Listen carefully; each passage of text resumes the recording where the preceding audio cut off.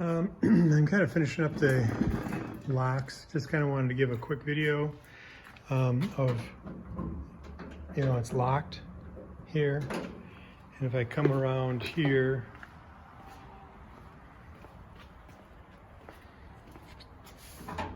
it's also locked.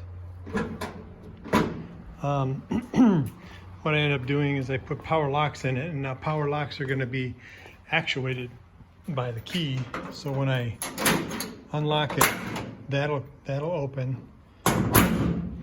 And if I come over here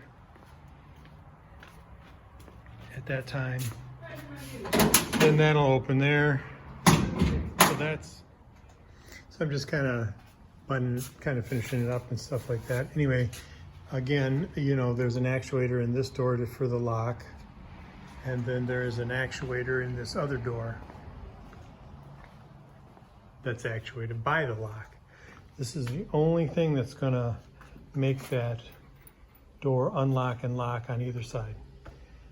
There will not be any buttons on the inside, nothing like that. It's all gonna be just off that key. So I figured that's a good way to unlock both doors. So there it is, just a quick video on the power locks.